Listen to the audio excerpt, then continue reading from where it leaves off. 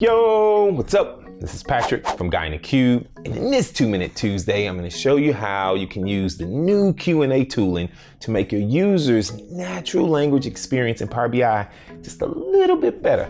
Okay, all right, so let's say you designed this beautiful, this pristine data model, right? And you've published it out and people are creating their reports. The reports are great, they're really happy with the model. Then they start using the Q&A feature, right? The natural language experience in Power BI. And it's not answering the questions, right? It's misunderstanding every question they're asking. Well, maybe not every question, but a lot of those questions. How can you be proactive, a little more proactive in fixing those questions so you don't get a line, like this queue of people waiting at your desk saying, hey, this is not working, this is not working. How can you be a little more proactive? In this video, this is exactly what I'm gonna show you, okay? So instead of all this talking, you guys know how I like to do, let's head over to my laptop, all right? Let's pretend that I'm one of the report consumers, right?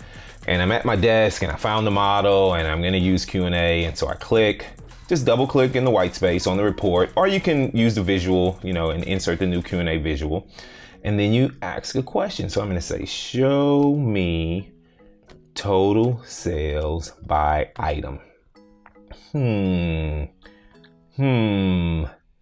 Well, it's saying, Q&A is saying, hey, what is item? The natural language is saying, what is item? What do you mean? Well, I mean product, right? So now I'm gonna get up, go to my desk and say, hey, go to the person who designed this model's desk and say, hey, this is not working, right? Or I can do this, right? You see, if you click on the item that has the red double line under it, you can just say, hey, ask Patrick to add the item. I'm the owner of the model, so I'm gonna ask myself, add this to the item, right? I'm gonna go ahead and click it. And they can ask other questions, right? Or I can say total sales by, people. Doesn't people, that's not what I meant, by people. Doesn't pick that up either. But you can keep asking these questions and they're just getting frustrated. They're saying, oh, why is this not working? They just stop using it. Well, instead of them, coming over to your desk, sending you a lot of emails, you can be a little more proactive. So let me show you. So all you need to do, head back over to Power BI desktop, and the same experience, right? So I'm opening the PBIX file that contains that model that I created, the model that they're using in the service, and then I double click in the white space or insert the new Q&A visual, either way, right? And then there's a little gear right there. Go ahead and click that gear. I click the gear, and then you'll see a couple of options. Click on review questions in the left navigation. Click on review questions.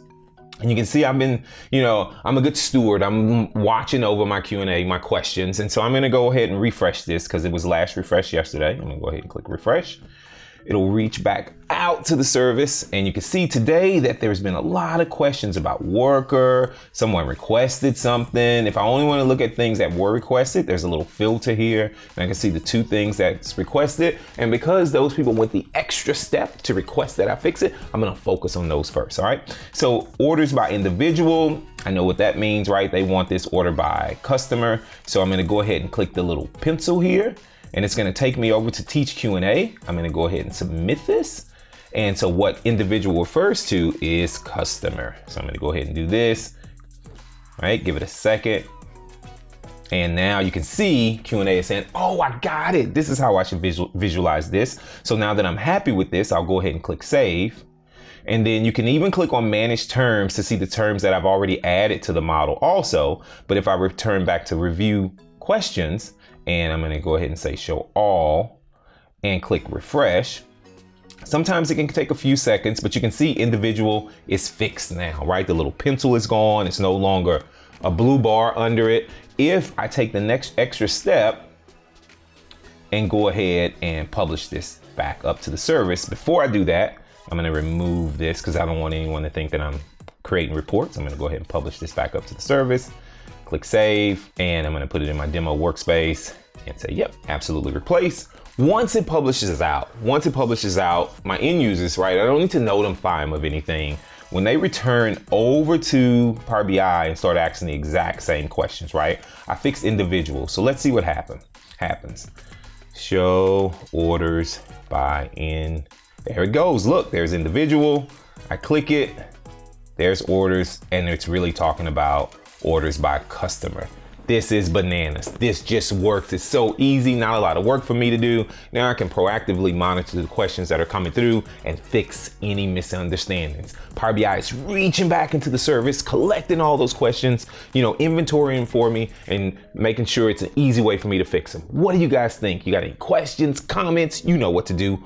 Post it in the comments below. It's your first time visiting the Guy in the Cube channel, hit that subscribe button. If you like my video, big thumbs up. As always, from Adam and myself, thanks for watching, and we'll see you in the next video.